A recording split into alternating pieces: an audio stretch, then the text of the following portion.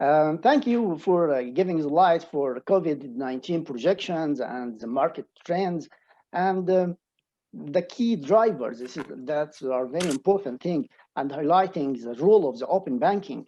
And the most important thing is the role of the ecosystem providers, and emphasizes the point about cooperation, as I believe, like you, this is the key of success if we want to innovate. Let me go to the point. I will bring Mr. Mohammed Masoud, the Deputy GM Financing Operation at Kuwait Financial House.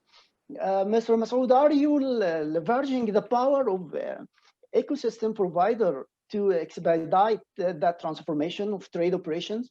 Of course. What's the new roadmap about that? Of course. Now, trade. Okay, when we look at the trade operations or any other operations, it's the physical supply chain and the financial supply chain. Now, the glory of this ecosystem is to integrate the physical versus the financial supply chain. By having the blockchain, it's coming, the smart contracts.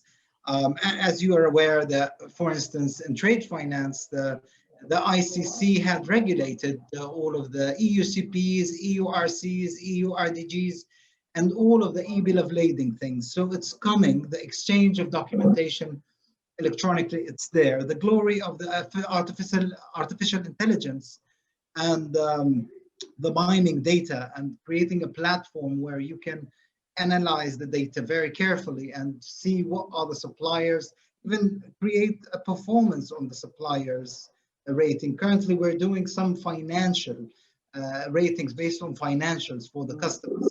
However, the glory of the AI would give you to test the performance of the supplier and to give you more analytical data and to link the supplier and buyer in a very strong and robust platform.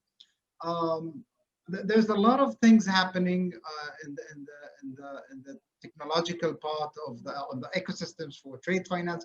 I've seen, and we're also taking this into considerations, the artificial intelligence in terms of machine learning, making a robotics analytics between what has been presented and what the documents had arrived, and whether there's any discrepancy, and referring to which UCP guidelines the discrepancy is for. There's a lot coming, and I believe all of the banks and the financial systems will benefit from this ecosystems evolution and the trade evolution that is coming. And simply, we understand that in Kuwait, things are being regulated electronically, and it's coming. Maybe in other countries it's already regulated, but in Kuwait it will be coming very soon, and we'll be a part of it. Thank you very much for this feedback. But I want to come back to you, Carlos, again here. Does Mohammed Masoud ring any bells for you? Do you have any example for a specific case or studies to share that you can enlighten the panel about it? Well, Mr. Mohammed started with a great point, right? Which was separating the financial from the supply. And it's interesting that while, of course, the bank focus on the financial side of the supply chain, the important is that the risk factor, it's attached to the supply itself, right? So who of us don't remember the boat that got stuck in the Suez Canal, right? And the impact from an insurance perspective, which still go on through, right?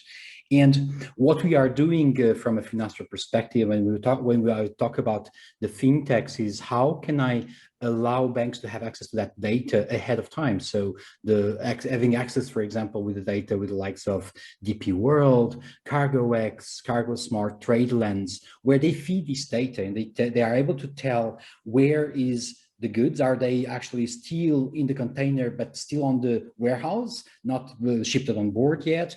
Are they already on board in the vessel? So how we bring access to this data to the banks to make, to understand risk and understand if it is possible to raise the risk factor and therefore charge more from an interest rate perspective, or should lower it because the goods have already arrived to the port of destination, and therefore they could approach the client with a cheaper financing option. So this is how we are transforming the way